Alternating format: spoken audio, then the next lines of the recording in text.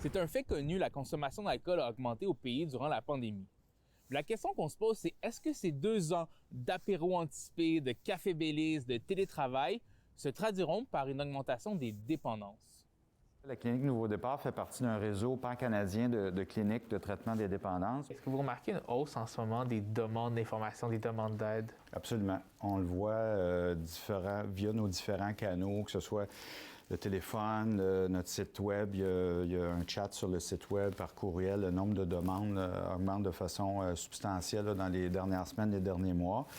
Puis même au niveau des admissions, là, on remarque une augmentation significative. Là. Si on regarde la situation actuelle versus avant les fêtes, c'est quasiment du simple au double en termes d'achalandage de la clinique. Est-ce que vous expliquez un peu cette augmentation-là? Il y a certainement la détresse là, qui est associée à la pandémie, toutes les mesures qui ont été mises en place, qui ont causé beaucoup d'isolement chez les gens. Donc, bon, on sait que la consommation a augmenté de façon générale.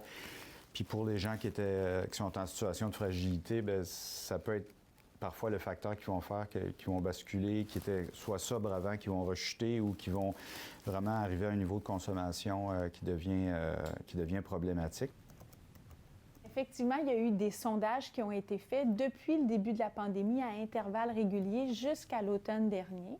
On s'est rendu compte qu'au début de la pandémie, effectivement, il y a eu une augmentation de la consommation et tranquillement, à travers le temps, on est revenu à une consommation qui est équivalente à celle pré-pandémique. Ce qui a changé, c'est le lieu de consommation. Évidemment, pré-pandémie, dans des restaurants, dans les bars et à domicile, alors que là, c'était principalement à domicile. Ce que disent les experts, c'est que l'isolement, le fait d'être loin du regard public, c'est très dangereux pour ceux qui essaient de combattre une dépendance. Admettons, je prends mon verre de vin à 5 heures à tous les soirs, mais si je commence à y penser à 10 heures le matin, puis là, je fais des obsessions, puis là, je prends plus juste un verre à 5 heures, je vais en octroyer un à 10h30, 11h, puis un à midi, puis c'est plus ça que ça peut devenir un enjeu. Éducalcool vient de publier des chiffres qui étonnent.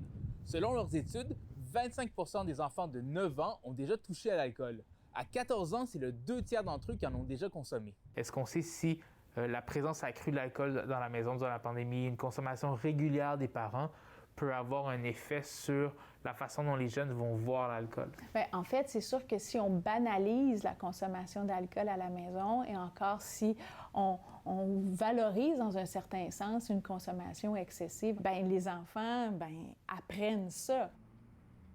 La pandémie, bon, ça fait à peu près 2 ans qu'on est dedans. On peut considérer ça comme un traumatisme. Le temps de sortir d'un traumatisme et de revenir à une situation un peu plus normale, c'est à peu près le même temps que le traumatisme a duré. Donc, on peut facilement imaginer là, que pour les 2 prochaines années, il va y avoir encore des séquelles, soit au niveau individuel ou collectif des conditions qu'on a dû subir.